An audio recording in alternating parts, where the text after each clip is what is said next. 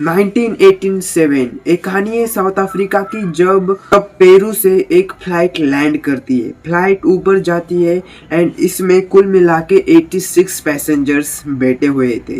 कमाल की बात ये थी कि एक बिल्कुल सही जा रहा था, प्लेन उड़ान अच्छी भर गई थी, सब अच्छा था। लेकिन जैसे ही ये प्लेन नीचे जाने वाला था तभी एक बहुत बड़ी समस्या सामने आती है। जी हाँ दोस्तों, फ्लाइट ऊपर था एंड अब नीचे लेने की बारी थी। लेकिन सामने एक बहुत भयानक बादल आता है, सामने बहुत भयानक धुआं आता है, लेकिन फिर भी फ्लाइट सरवाइव कर रहा था। ये बहुत खुशी की बात थी। लेकिन बहुत कड़क बिजली उस प्लेन के ऊपर गिरती है। बिजली गिरने के बाद एक बहुत बड़ा धमाका होता है और प्लेन सीधा क्रैश हो जाता है। लेकिन सबसे भयानक, सबसे अफसोस की बात ये है कि भाई प्लेन जो है वो अमेज़न जंगल के अंदर जाता है। जी हाँ, अमेज़न जंगल के अंदर वो प्लेन क्रैश हो जाता है। ये बहुत भयानक बात थी। 21,000 फीट से ये फ्लाइट नीचे गिरती है। उसके अगले ही दिन पुलिस आ जाती है, रेस्क्यू टीम आ जाती है और सब उस जगह पे जांच करने लगते हैं।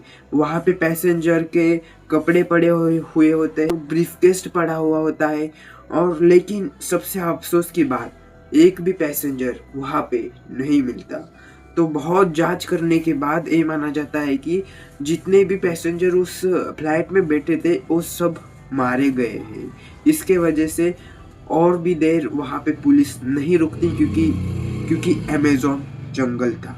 पूरी दुनिया उस समय मान चुकी थी कि भाई एक भी इंसान नहीं बचा है। लेकिन सबसे बड़ी बात ये है कि इसमें से एक पैसेंजर अभी भी जिंदा बचा था।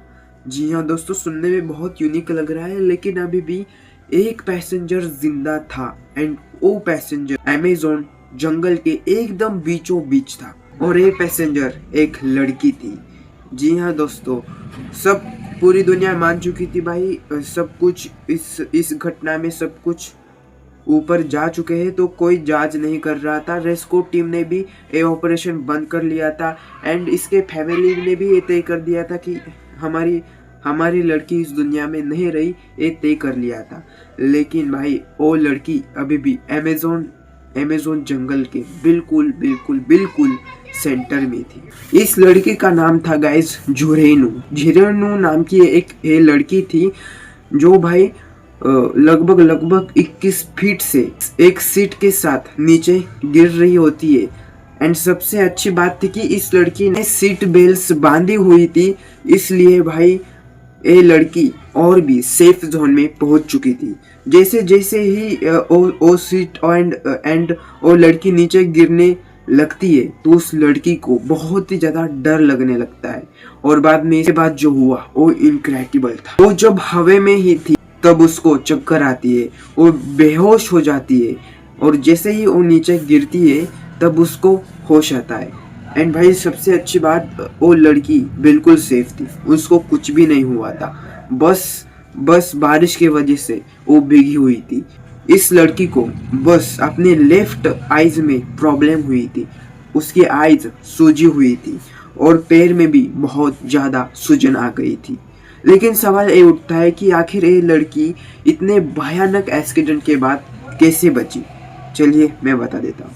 वो सीट जैसे ही नीचे आ रही थी तो भाई उसकी सीट और वो लड़की दोनों भी ऐसे घूम रही थी एंड गोल गोल घूमने के वजह से ये लड़की बहुत धीमे जमीन पे गिरी। तो इसके वजह से इस लड़की की जान बच गई। जिस जगह पे जूलियानो गिरी हुई थी वो अनफॉर्चुनेटली एक जंगल था, एक बहुत घना जंगल, दुनिया का वन ऑफ द बेस्ट जंगल था, जिसमें सब जानवर होते हैं। तो भाई जाहिर सी बात है जानवरों को बहुत डर लग रहा था भाई।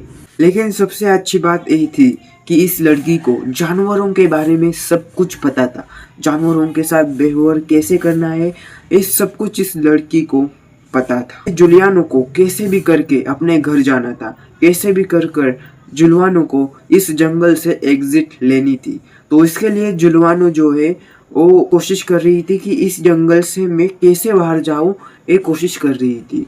और वो प्रेजेंस ऑफ माइंड का इस्तेमाल कर कर वो पानी जिस तरफ है उस तरफ जाती है और पानी जिस तरफ जा रहा है उस तरफ वो चलने लगती है। जब जुलवानो ने घड़ी की ओर देखा तो 6 बजे हुए थे, यानी कि रात हो गई थी, अंधेरा पड़ गया था और जुलवानो बहुत ज़्यादा टेंशन में आ जाती है।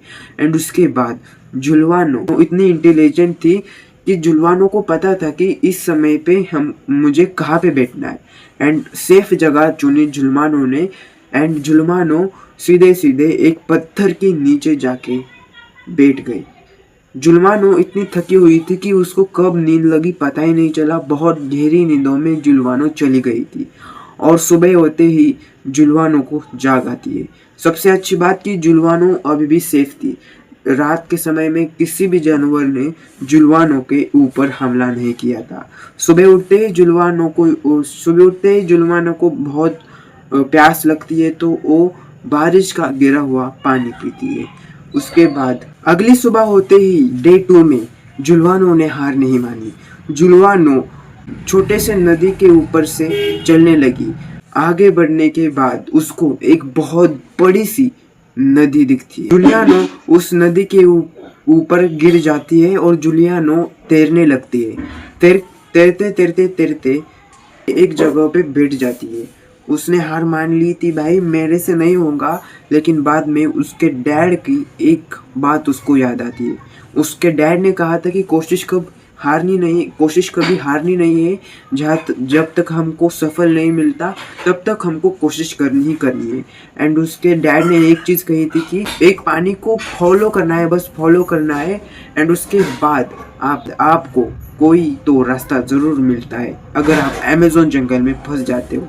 तो यही मोटिवेशन से भाई जुलियानो तैरते जाती है, आगे बढ़ते जाती है। जुलवानो बैठने के बाद जुलवानो के ऊपर से एक फ्लैट जाती है एंड जुलियानो बहुत ज़्यादा खुश हो जाती है। जुलियानो चिल्लाने लगती है कि मैं यहाँ पे हूँ, लेकिन अनफॉर्चुनेटली पायलट नीचे नहीं देख पाता। एंड उसके बाद जुलियानो एक बार फिर तैरते जाती है एंड बहुत कोशिश के बाद एक बार फिर जुलियानो को थकान लगती है। उसके बाद जुलियानो बैठ जाती है। एक जगह पे बैठने के बाद जुलियानो को एक बोट दिखती है। उस बोट के पास जुलियानो जाती है। उस बोट के पास जाने के बाद जुलियानो को एक इंसान की आवाज़ आती है तो वो बहुत खुश हो जाती है एंड जुलियानो भाई आदमी के पास जाती है। जुलवानो अपनी सारी बातें कहती है कि मैं ऐसे यहाँ पे आई हूँ, मुझे घर जाना है। उसके बाद वो लोग बहुत अच्छे थे, उन लोगों ने उसको जुलियानो को घर में छोड़ा। तो भाई कितनी इनक्रेडिबल कहानी है ना भाई, कितनी इंस्पायरिंग कहानी है। एंड ऐसे इंस्पायरिंग कहानी के लिए हमको सब्सक्राइब करो एंड एक लाइक कर दो।